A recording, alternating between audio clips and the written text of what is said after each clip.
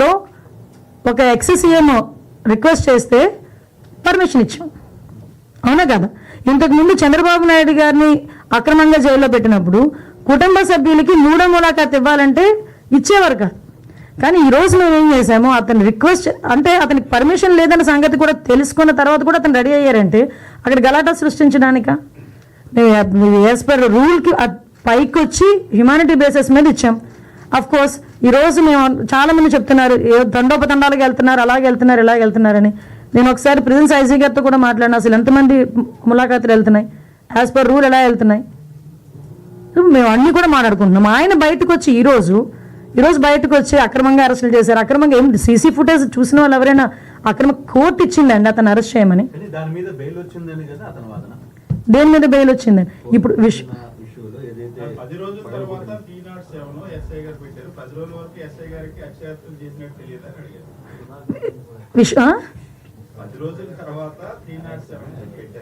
అవును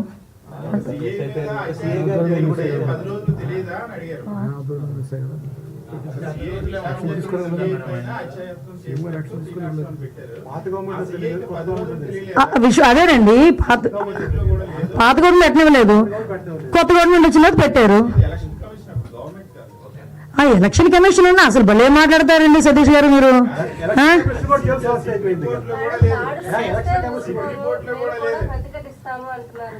దాడులు ఎవరు చేశారు ఈ రోజుకి నాకు చెప్పండి? దాడులు ఎవరు చేశారు? దాడులు చేసినట్టు ఎక్కడైనా రికార్డెడ్గా ఉన్నాయా? ఎవరైనా కంప్లైంట్ ఇచ్చారా? ఏదైనా త్రూ రూల్ ప్రకారం చేస్తున్నాము. రూల్ ప్రకారం చేసేటప్పుడు దాన్ని కూడా దాడుల కింద మాట్లాడుకోవాలనుకుంటే మరి గత 5 సంవత్సరాలు చేసింది ఏమనుకోవాలి? మేము గత 5 సంవత్సరాలు చేసింది ఏమనుకోవాలమ్మా? స్టార్ట్ అయిన దగ్గర నుంచి మొదలు పెట్టారు కదా, ప్రజావేదిక కూల్చిన దగ్గర నుంచి మొదలు పెట్టారు కదా. మాలాంటి అందరి మీద కూడా 20, నా మీద ఒక 23 కేసులు, ఈవిడ మీద ఒక 7 కేసులు. ఏంటవన్నీ? మేము అవన్నీ కక్ష తీర్చుకోవాలని మేము మాట్లాడలేదు కదా. కక్ష తీర్చుకోవాలనుకుంటే వేరేగా ఉండేది. కానీ ఈ రోజుకి కూడా మేము పబ్లిక్ చెప్తున్నాం, చూపిస్తున్నాం, ఇది ఇలా జరుగుతుంది అని చూపిస్తున్నాం.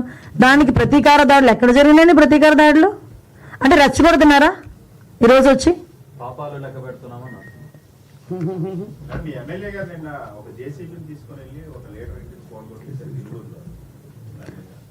దాని మీద ఆల్రెడీ కేసు కూడా ఫైల్ అయింది కదా.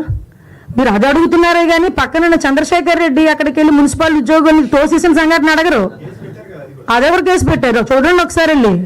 మేము మాట్లాడితే మన కేసు పెట్టారేమో. ఎక్స్ఎమ్మెల్యే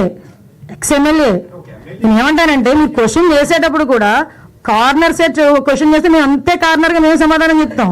అది నేను ఎగ్జాంపుల్ అండి, best example. As a home minister I have 23 cases, atrocity కేసుతో సైతం. అట్రాసిటీ కేసు నా మీద ఉంది. నేను కడపకి వెళ్ళి కోర్టుకి అటెండ్ అవుతున్నా.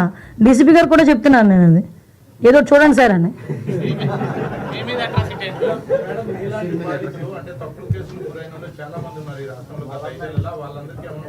కంపల్సరీ సార్, ఏదైనా త్రూ లా ఏదైతే యాజ్ పర్ లా ఎలా అయితే వాళ్ళకి వెసులుబాటు వస్తుందో మేము అలా చేస్తాం డెఫినెట్గా. ఎందుకంటే అక్రమ కేసులు ఎవరు కూడా భరించాల్సిన అవసరం లేదు కదా.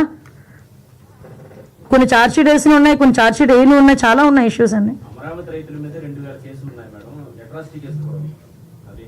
వాటన్నిటి మీద ఎంక్వైరీ చేస్తామండి. రీ ఎంక్వైరీ చేయించి అవి కానీ అక్రమం అని తేలితే కనుక వెంటనే ప్రభుత్వం నిర్ణయం తీసుకుంటుంది.